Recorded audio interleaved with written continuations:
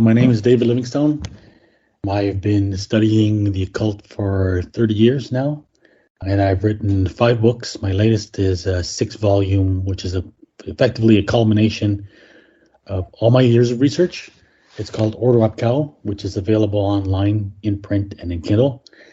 And what I've tried to do all this time is not only study the influence of the occult in our time, but to trace its origins. There's a lot of myths and legends associated with the purported legends of the occult, and I try to trace their true origins to better understand what's happening.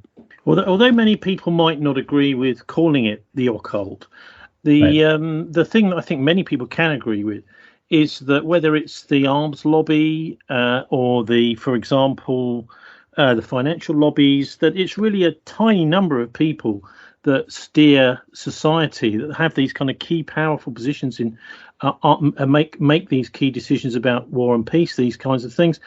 I just wonder, how you can convince people that actually to go one step beyond that, if you want, but rather than just looking at this as a powerful financial lobby or whatever, that there's something more to it. Right.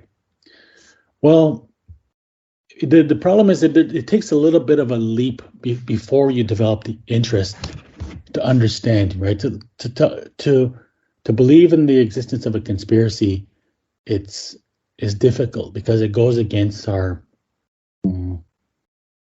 basic understanding of the world. I think because it sounds too big to be true, right? It sounds too complicated to manage. Most people can't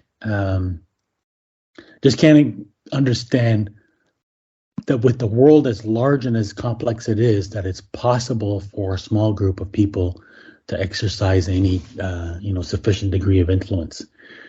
So it's really hard for people to make that leap. It just seems too big. I think the first step is to understand how the power is possible. First of all, to understand,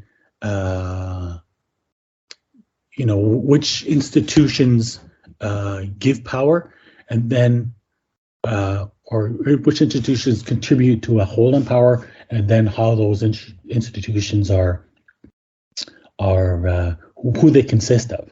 So you can start to see who's involved, what their agendas are, and you can start to see how a certain degree of control is managed. Beyond that, I think once you start to look at who the perpetrators are, you start to see a certain set of beliefs, political outlook, expectations, agendas that start to link back to each other.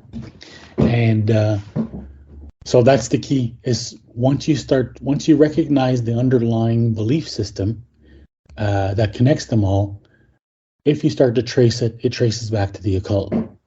And then, of course, when you start to trace the history of the occult, you start to see that this is a pattern that is not a recent one, but that goes back many centuries, and that most of the people who have been made out, who have been celebrated as some of the most influential people, particularly in Western history, usually the reason they have been is because they have made a substantial contribution or played a particular role in the preservation of the occult tradition. Now, your Ordo ab Chao book, this is Order from Chaos. This is the motto of the Scottish Rite Freemasonry. Do you want to just say a little bit about them, who they are, and also, I think, for a lot of people now, they're looking at the world, they see it as either dysfunctional, but certainly it seems like there are these kind of lords of chaos in charge, where it's almost as if society is being deliberately directed towards a chaotic state. I mean, some people will say, well, actually, it's just mismanagement. But there's more and more people now saying, well, this seems deliberate. Right. Yeah, so, you mentioned that some people don't like the word the occult, and the reality is that we often say occultism which is it's a convenient way of avoiding saying Satanism. Not all cult is satanic, but and not all Satanism is a cult. But in this case, what we are talking about is a cult, is satanic occultism. So it goes back to Babylon in the 6th century BC, the development of a tradition that merged the worship of underworld gods with the Babylon history of magic and astrology. And so this is basically what came to be in the Jewish tradition came to be known as Kabbalah,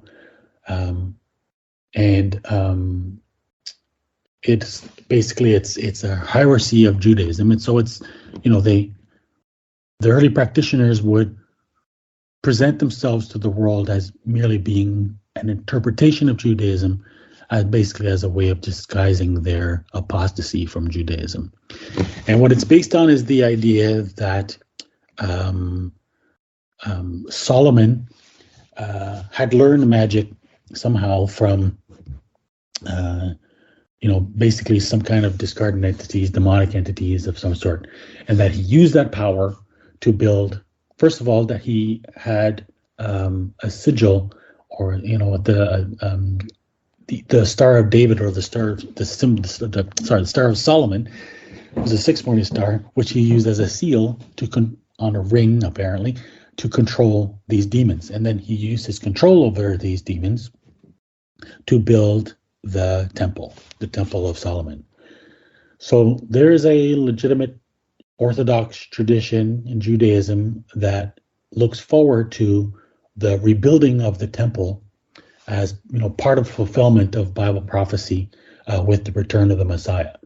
And there's a parallel satanic tradition, occult Kabbalistic tradition, that also aspires to rebuilding of the third temple, but their Messiah is the Antichrist. So that's why when you look at a group like the Knights Templar, for example, which is really where modern Western occultism begins, they are founded again on the idea of this reconstruction of the temple. And so this is how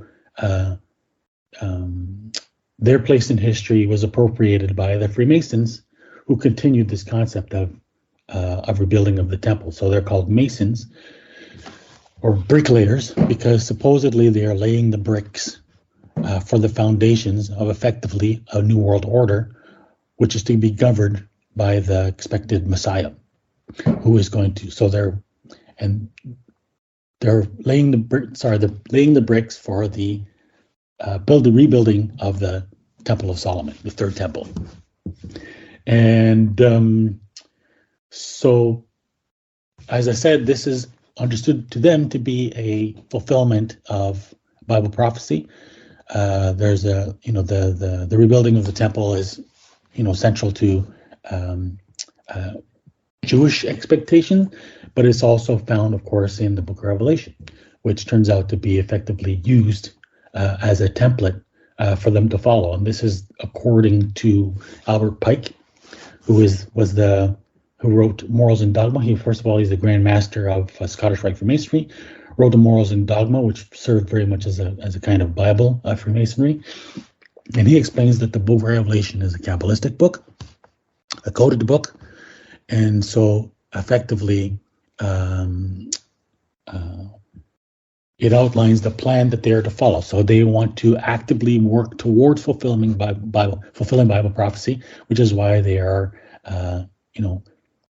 by analogy, reconstructing the third temple. What they're doing is rebuilding the third temple, and that is interesting. Hang on though, because I don't know if Albert Pike's been reading Revelation correctly, or maybe he's been inventing bits of it. But the culmination of the book is a description of the New Jerusalem descending from heaven, and it actually specifically says in there that there's no temple within it, that the actual presence of God is just the light of God throughout the city, and that it actually says in Revelation there is no temple within. So there's something specifically kind of running counter to what Pike is saying. Well, I mean, it's a Luciferian tradition, which is, surprisingly taking the same prophecies, but again, siding with the opposite camp. So they're siding with the camp of the Antichrist because they believe that they are at war with God, who is unjust. Anyway, can you say something about the Templars? Because I know that there were, back in medieval times, there were several crusades. It was something which was launched from Rome, as opposed to Constantinople, because there were two separate churches, as there still are, the Eastern Church and the Western Church.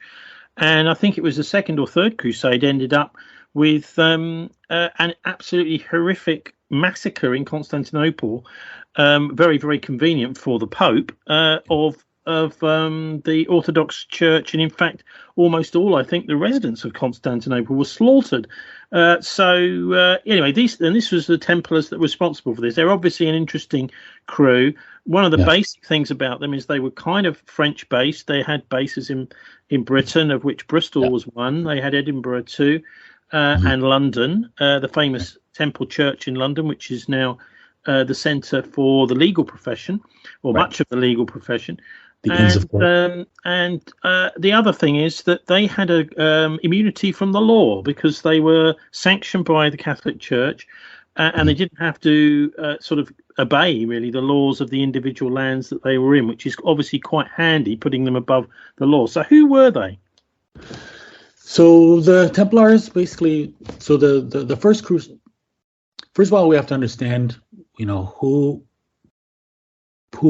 led the first crusade. So the first crusade is called the Prince's Crusade. It had a number of leaders. The most famous one is Godfrey of Bouillon. And so all these, basically, they belong to a group of families that were leaders of French and British aristocracy. And so what I saw in my book is how interrelated all these families are. And, I'm not going to name all the details, but, one important group, one important locus is what's called the Abbey of Cluny in France. And it was founded by a William of Aquitaine. He was a grandson. So there's a lot of legends that surround this. And so it's hard to know exactly what's true. But apparently this William of Aquitaine was the grandson of a Guillaume of Bouillon, who's famous in the French early medieval romances. And so the legend is that he was the son of a Rabbi Makir, who was sent in exile from Babylon. So the Jewish community in the Islamic world were ruled by a political figure known as an exilarch, who claimed descent from David. So it was a hereditary title, because, as you know, the Messiah is supposed to descend from David, be the son of David. So there's a dispute, and so the one who lost the appointment to the title basically found his way to the West and to France. So that's how he basically, there's a book, it's called Sefer HaKabbalah, which explains that he became interrelated, quote unquote, with the family of Charlemagne. And this is how supposedly they gave birth to this Guillaume of Bouillon. So when you look at the families involved in the First Crusade, they're all intricately related with each other and can all trace their descent back to this Guillaume of Bouillon. And why that's important is because they appear to have prized their sort of Davidic descent. So they appear to have been aware that they had this sacred bloodline that they were preserving, because they were effectively preserving the bloodline of the Messiah.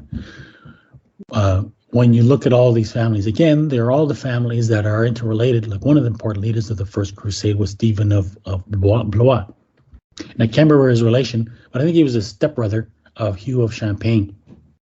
Hugh of Champagne was one of the founders of the Templars, and he was associated with a very important figure in Jewish history known as Rashi, and considered one of the most important figures in the history of Judaism, particularly medieval Judaism in particular. And he's also considered one of the early figures in the history of Zionism, because he claimed he was one of the first to propose that the Jews were entitled to the land of Jerusalem. So it's interesting that this early Zionist project was very closely affiliated with the Templars, and so Rashi was in contact with a number of Christians, in particular a guy named Stephen Harding, who was associated with Bernard of Clairvaux, who was the patron saint. Sorry, not the patron saint, the patron of the Templars. And it's effectively through the effort of Bernard of Clairvaux that the founding of the Templars was sanctioned by the Pope. So the Templars, to make a long story short, they became enormously powerful. They are considered sort of the first international bankers. They gained so much power that apparently the Catholic Church, there's one of the reasons why the Catholic Church was concerned about them, but the other reason was because of the satanic rites that they apparently practiced. So they apparently had rituals involving sodomy and urinating on the cross and what's called the obscene kiss, which is kissing the devil in the form of a black cat on the anus. And this is a particular ritual which was very common throughout most of the circles of witchcraft at the time. It was also known amongst the Cathars, another Luciferian sect. And so the Cathars are also, really central to this entire occult history. They figure very much in the lore of the Holy Grail. So what's interesting, of course, then, is the claim is that, Philip le Bel, Philip the Fourth, I think, of France, is the one who ordered the arrest of the Templars. So the common history you'll hear throughout, basically, not only just Masonic history, but most mainstream history, is they accuse him of being greedy and wanting to appropriate the wealth and power of the Templars.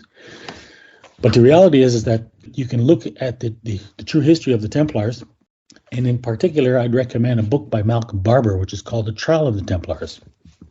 And this is a respected academic study of the Templars, and he points out that there was a number of confessions that were obtained through torture, but there were also confessions that were obtained without torture. And even some of those confessions that were obtained through torture, the Templars who made those confessions admitted that they didn't make those confessions because of the torture. So basically, you have, this is one of the first early orders, because these accusations of witchcraft.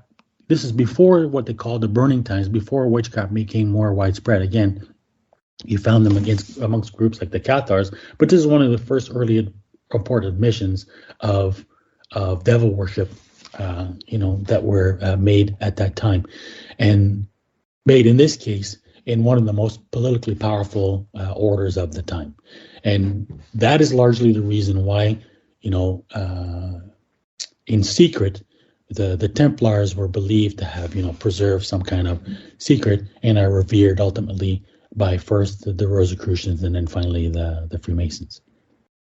Some people have said that actually without the Templars and the assault on the Holy Land, and let's not forget that there is this incredible letter of Prester John, which was circulated around Europe, complete nonsense. But the idea was that there was this Christian king that was fighting the Muslims on the other side of the Holy Land somewhere. No one was quite sure where, basically because it was made up. And this was circulated around really to kind of guilt trip various nobility who weren't contributing enough either themselves personally by going to fight or sending their soldiers or money to the Crusades. So this letter was circulated as well. But I mean, some have said that actually the Templars sparked the growth of Islam. Do you think that's true? No, because Islam came several centuries before. But what is true is that there was an important relationship between the Templars and an occult Islamic group called the Assassins, and that has a deep history that is considered significant until our time. So you have even people like William S. Burroughs, who is really a central figure in modern occultism, and he's another who revered the Assassins. So the Assassins basically were an Ismaili group. So there's two major sects in Islam. There's the Sunnis, and they represent about 80% of the Islamic population. There's a minority called the Shia sect. And then within Shiism, Shiism itself is divided into two sects. And one of them, the smaller one, is the Ismailis. And the Ismailis in particular veered, substantially away from Islam. What's important is because this is, when we talk about the Templars, we're talking about the first European manifestation of the occult. So, the occult, as I mentioned earlier, it began in Babylon, flourished particularly in Roman times at Alexandria. And, it manifested in various ways. Most important of them was the tradition of the ancient mysteries. And another one was Neoplatonism, particularly with the Platonic Academy. And so what happened is that with the rise of the ascent of Christianity, the Platonic Academy was finally closed. And what happened is that a number of them found their way to this community in southwestern Turkey called Haran. And Haran is famous because this is where Abraham was made one of his stops. And but in the Islamic, so by the time these Neoplatonists found their way there, it was already a famous occult community that was inhabited by an occult group known as the Sabians, which is another Luciferian group. And what happened is that with one of the sultans, his name was Al-Ma'mun, when he came through the city, I guess maybe he conquered the city of Haran, that he gave the people of Haran, or the Sabians, an ultimatum. They had to declare which people. What in Islam you have the people who are protected people, because in Islam you have basically a different minority setup where you have the civilization is governed by the religion of Islam, but the various it's a pluralistic system, so that the various minorities are allowed to coexist within the Islamic State, but to govern themselves according to their own rules. So a system very different from what happens in the West. This is why you have political figures like the Exarch, because he would be considered the leader of the Jewish community. And then so the people, community like the Christians, would be recognized people of the book. And other people are the Sabians, who claimed, I think they claimed descent from the Queen of Sheba. So the Sabians or Haranians, they had a few days, I think, to decide, how to describe themselves. They went and got some advice, and they were told to declare themselves as Sabians. So they weren't real Sabians, because they weren't the real people of the Sabian tradition who are a recognized tradition in the Quran. They used this title in order to disguise themselves, and that's how they got away with it. So from that point forward, the Sabian community of Haran became exceptionally influential, and they had an influence in in a variety of ways. One of them was in the mystical tradition in Islam known as Sufism, and the other was a community known as the Brethren of Sincerity. And it's out of the Brethren of Sincerity that you get who, first of all, influenced Sufism, and then secondly, the Brethren of Sincerity were an Ismaili group. And so this is how this sort of Sabian Haranian tradition influenced the assassins ultimately. And what's really interesting is that the the conquest of Jerusalem seems to have been a pretext. So they gathered this immense army. They went right through, right past most, any other important areas that they could have conquered, and they attacked Jerusalem specifically. Because what seems to have happened is that they conducted excavations beneath the temple, because I believe they were looking for something that they knew was probably there. Because when the second temple was destroyed in 70 AD by the Romans, it's likely, the Romans famously took a number of treasures, and this is why the Arch of Titus shows, the Roman soldiers carrying away the treasures of the temple, most famously the large menorah candelabra. But it seems that, likely a number of documents probably didn't manage to get removed in time. And it seems that somebody or someone believed that to be the case or knew it to be the case. So as I said, what happens is that immediately after the Templars had established, one of the first things they do is they bring this mission to Europe in 1128. One of the first things they do, I'll just mention it because it's important, they go to visit David I of Scotland, who was part of this entire family network that could trace their descent to this Guillaume of Boulogne. So it's immediately after that period that you get the appearance of a book called the Sefer HaBahir. So this is the book that begins the history of the Kabbalah. So because when scholars speak about Kabbalah, this is the beginning that they're talking about. The Kabbalah, according to Gershom Scholem, is founded on a number of ancient esoteric ideas that can be traced back to the early centuries AD, but it's those ideas that help shape the later Kabbalah. And again, it's repeated to this book, and no one can explain how this book suddenly appeared. And so this is the purpose of at least, so a number of books. So one of them is a book called Origins of the Kabbalah by Gershom Scholem. The other one is a same question by Moshe Idel. Another one by Nathaniel Deutsch, which is called A Gnostic Imagination. And what they're looking at is they look at this Sefer HaBahir, and they can't understand how could the ideas in this book have suddenly emerged into this book when these ideas had been effectively forbidden in Judaism for nearly 1,000 years. So one of the cases that they look at is one possibility of survival is the Sabians of Haran.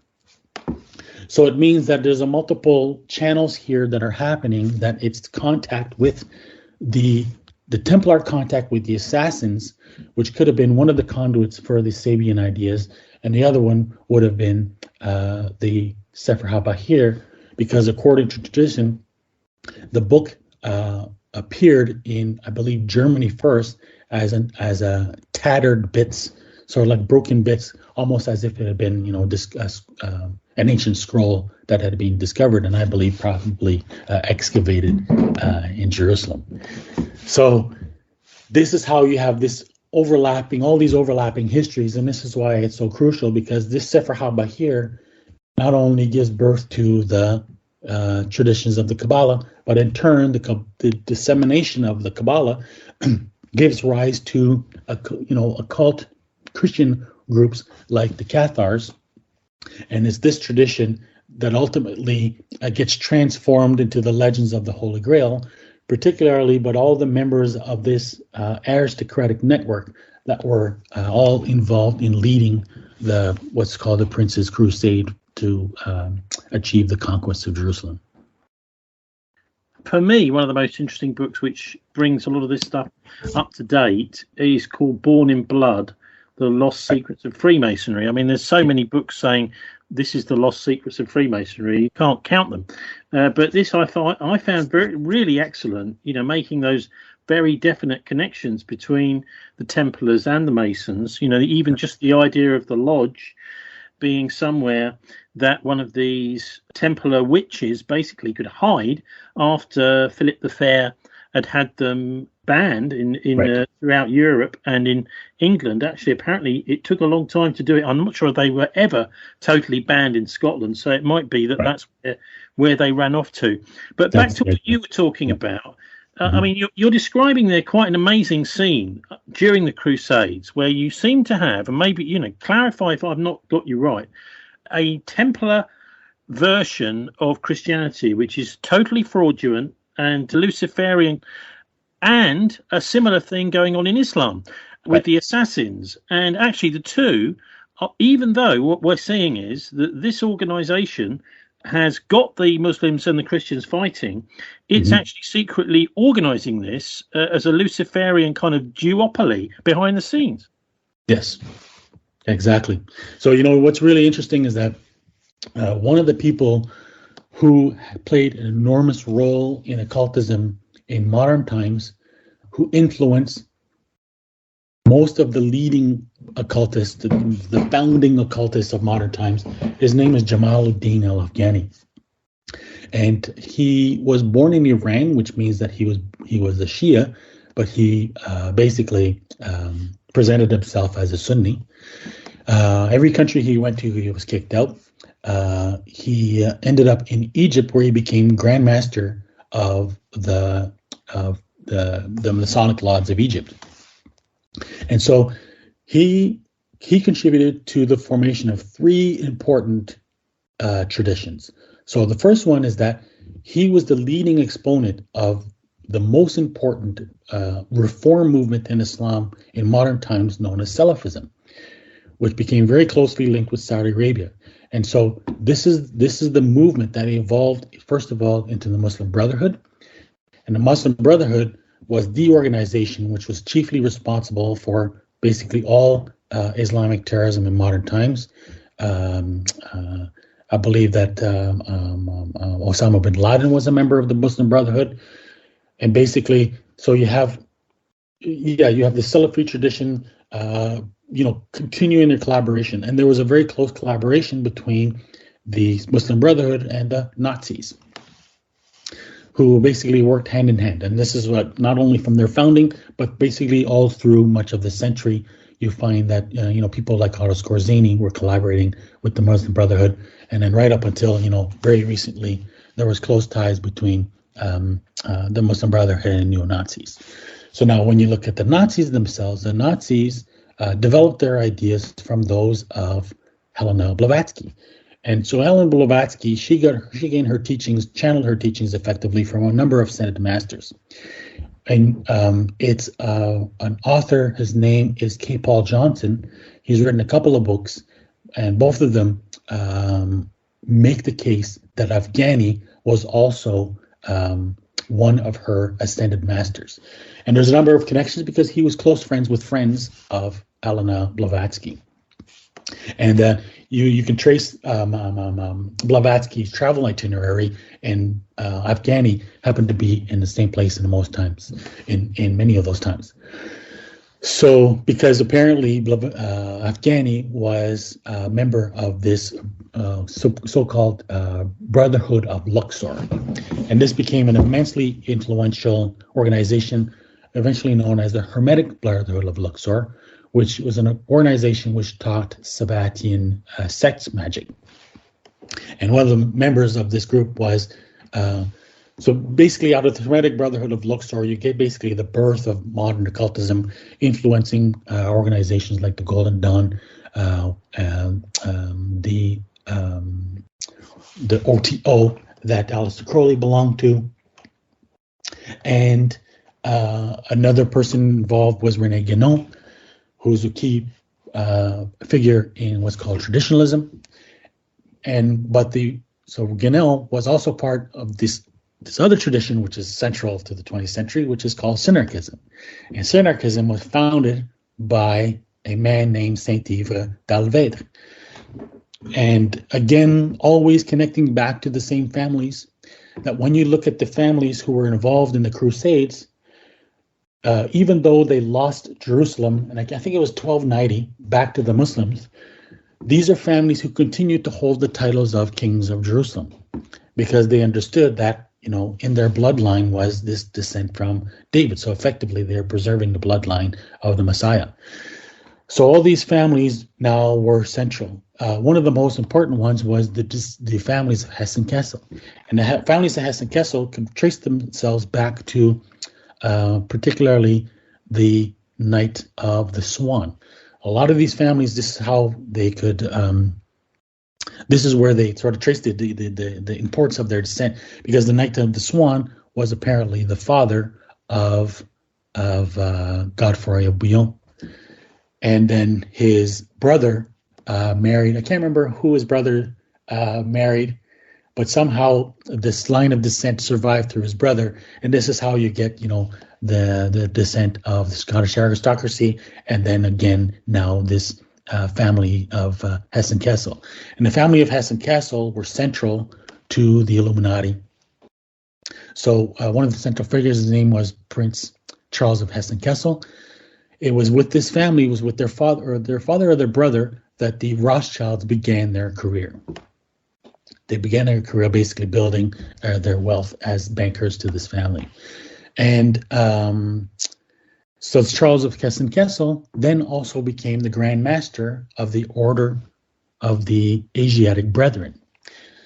So the Asiatic Brethren was a Frankist organization founded by the cousin or nephew of the founder of Jacob Frank, who was supposedly a successor of Sabbatai Zevi.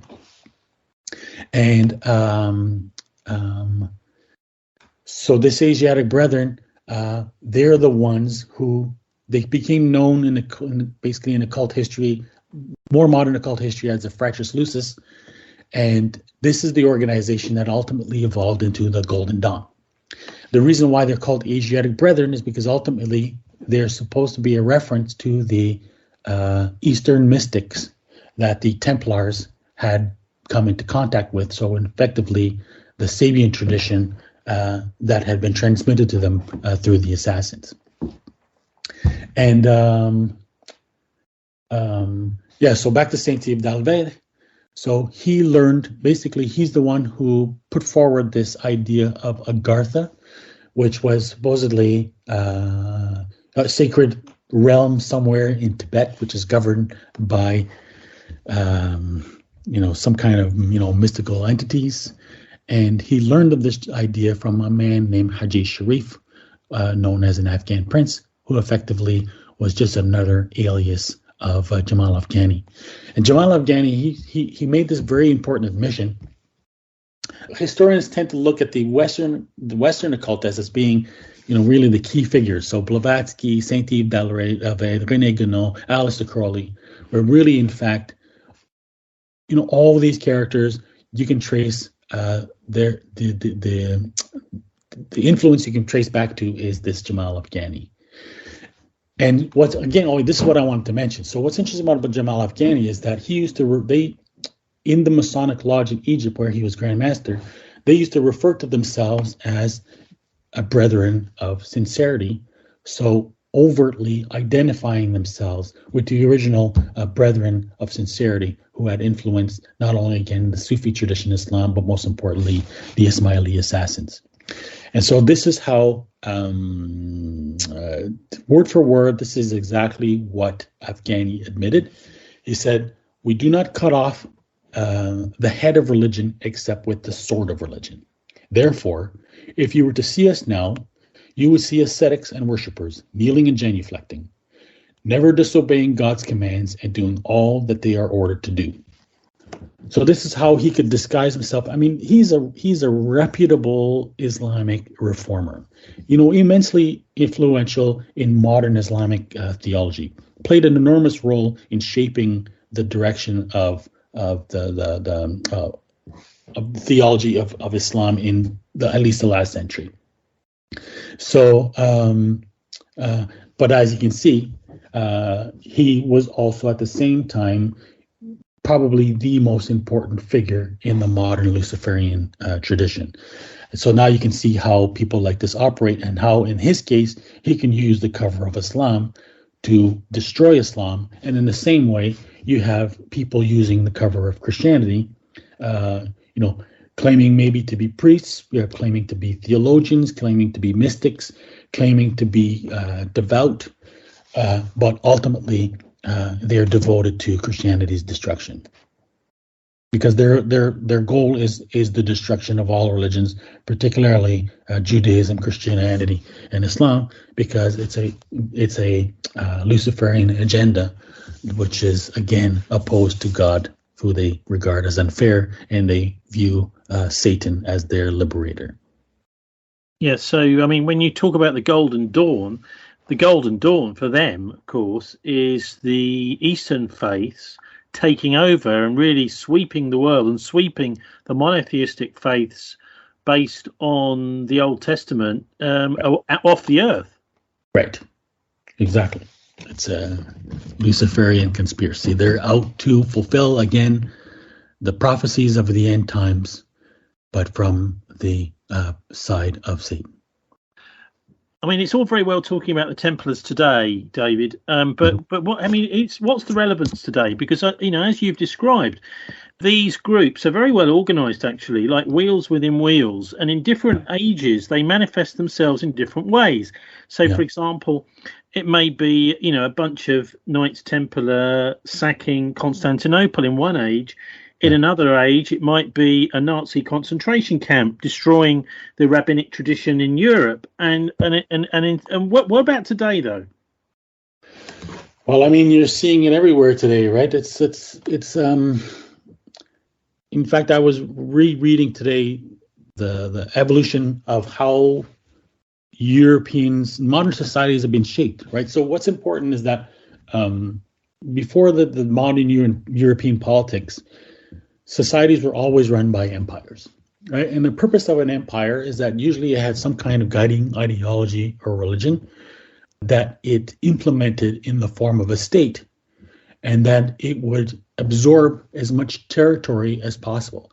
And there were different ways that this was achieved. And you had examples like you had the Persian Empire, for example, where it was still possible for a number of different nationalities to coexist. So, the Persian Empire was unique as an early example of a pluralistic empire where they allowed different religions to exist within the empire. And again, the Islamic Empire was the same, right? So what you have today is kind of a reversal where you have the existence of states. And these states are to be governed, they are effectively by a sort of an artificial unifying principle, which is usually a shared tradition, a shared culture, an ethnic identity, a language.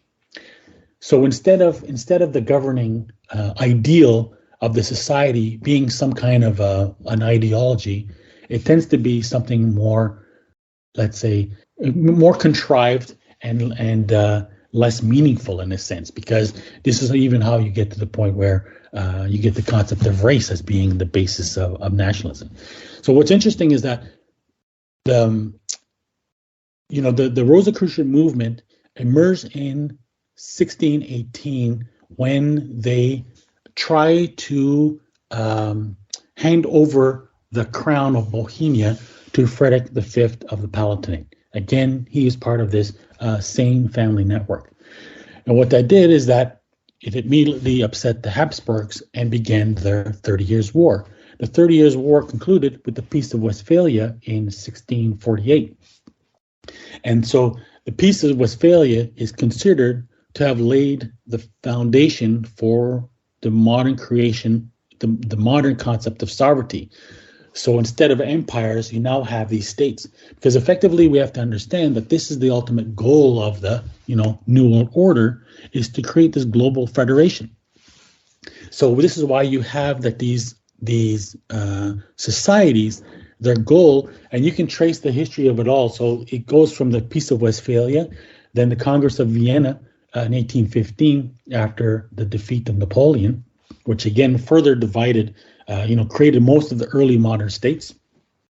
And then again, the revolutions of 1848, which were all conducted by underground secret societies, and again led to the formation of the states. I have an entire chapter in my book on the Carbonari, which talks about, in particular, the formation, the unification of Germany, and also the unification of Italy, again by secret societies, particularly the unification movement in Italy, which was led by Giuseppe Mazzini, who was reportedly the successor to Adam Weishaupt as head of the Illuminati.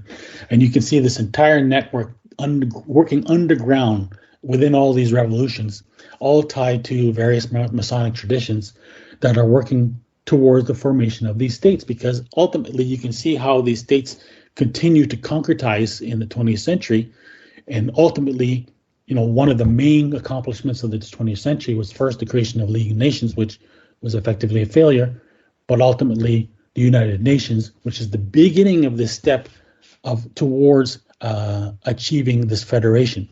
Because we have to understand that, again, the goal of these secret societies is to work towards the establishment of a world kingdom to be governed by the Messiah. So they've done their homework, and it seems to be that they've interpreted that he is going to have to be somehow the leader of a global state. And it appears to be that the most effective means of establishing a global state is dividing the world into various nation states. And this is effectively how they created, the concept of nationalism to create pockets throughout the world where people could appropriate this false identity to claim now that they are members of a particular nation. And so that, ultimately now you have the world divided in all these multiple states. And, if I'm not sure if the United Nations is going to play that role, or some organizations was going to be born out of it. But ultimately, again, the goal is this kind of world federation, which is to be governed in the end by who they believe the Messiah, but ultimately is effectively the Antichrist. Just before Christmas, we had a quite an interesting talk by a guy who does a blog. He's a Catholic in the Vatican, but he's obviously, he's not very closely associated with the Vatican. He does a lot of blogging about, for example, the whole COVID business, the war in Ukraine, these kinds of things. He's an independent Catholic called Alexis Bugnolo. And he was saying, well, actually, we need to stand up against this new empire, which is emerging from behind the scenes, starting to take over. He describes it as demonic feudalism, David. Right.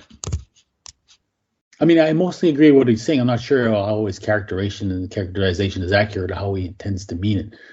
But, I mean, it just reminds me that, one of the most important agendas that came out of, because I mentioned Giuseppe Mazzini, he was a member of the Carbonari, and one of the primary goals of the Carbonari was to install a Masonic Pope. And they came very close to succeeding when Cardinal Rampolla was elected Pope in the early 19th century. I'm sorry, I can't remember what year exactly, who reportedly, and this is according to their own literature, was a member of Aleister Crowley's OTO. So that election was quashed by the Habsburgs, so it failed, and I can't remember what Pope was finally elected instead. But there's numerous rumors amongst some very prominent occultists that failed election of Cardinal Rampolla finally succeeded with Vatican II. And so Vatican II appears very much to have been the culmination of the success of this, Illuminati plot, or Masonic plot, effectively is what it is, to hijack the Catholic Church. And from what I can tell, ever since then, the Catholic Church has very much been walking hand in hand with this conspiracy and plot. What about links between Crowley and Hollywood? I've seen a lot of allegations that he spent a lot of time over in the early days of Hollywood with people like Meyer Lansky over in the States. Do you know much about that? Well, one of his important proteges was L. Ron Hubbard, right, the founder of Scientology. And there's a very important chapter, the Agape Lodge, which was founded by Jack Parsons, also in Hollywood. And so it's from there really that you get much of the satanic network in Hollywood, because it's out of that grouping. This is what I treat in a chapter called the Church of Satan, because the Church of Satan was founded by the Church of Satan grew out of a group called the Magic Circle, that was founded by Anton LaVey and Kenneth Anger, an experimental filmmaker.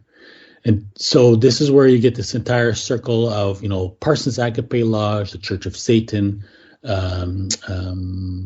Crowley's OTO, the Solar, the Solar Temple of the OTO, I think is what it's called. And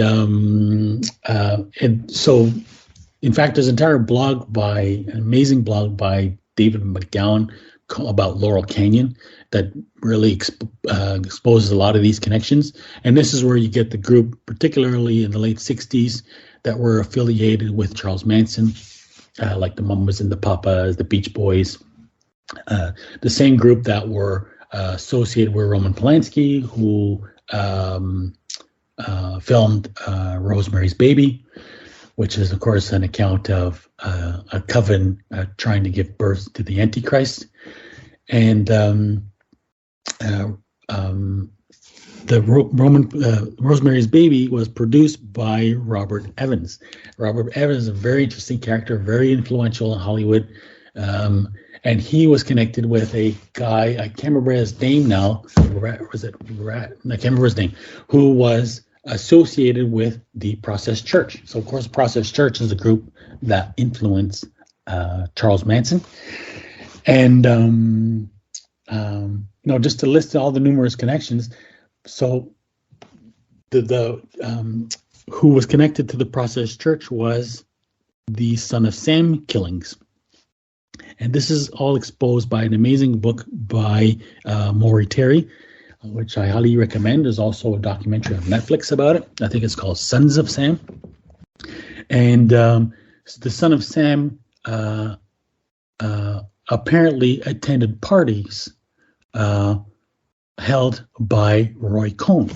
And Roy Cohn is really a very crucial character. He's the one who really began this entire pedophile blackmail network that evolved into Jeffrey Epstein's network. And of course, Roy Cohn was a mentor to Donald Trump.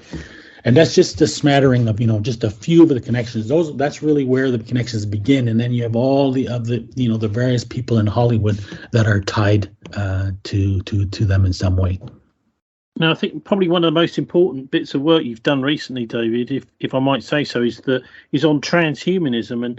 And so this, I suppose, looking at it, it almost seems as if you've got Yuval Noah Harari writing about this, and many of the rich and powerful part of this group basically just reading his stuff and regurgitating it. You've also got banks saying, well, this looks like it's probably going to be the future, and so they're funding it, because obviously they want to invest in something which is going to be big in the future.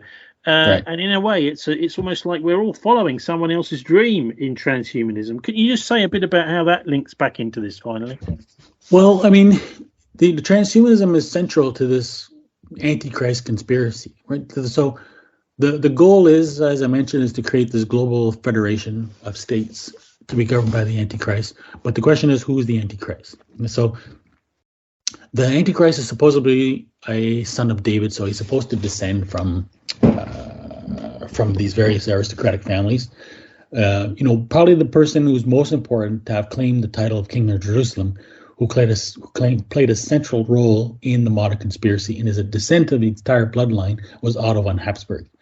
And Otto von Habsburg was also the founder of the group, the Pinay Circle, the Cercle Pinay.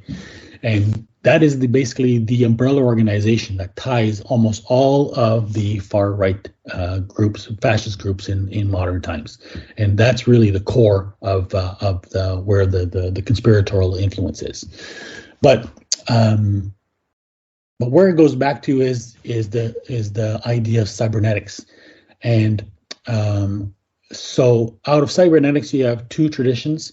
that came out of it. So one of them was MK Ultra, and the other one was the computer. And there's a reason why those two operate in parallel. So the point of MK Ultra was to use drugs and ritual trauma to create psychic children, who then would be able to communicate the information, channeled information, which is used by these people to govern their actions, to guide their actions. And then so in parallel, you have the birth of the personal computer. And so the goal of the computer wasn't to create a computer. The goal was to create artificial intelligence. And so, the best way to understand the ultimate goal that they're trying to reach. So not only they're trying to create artificial intelligence, they're also trying to create a global brain.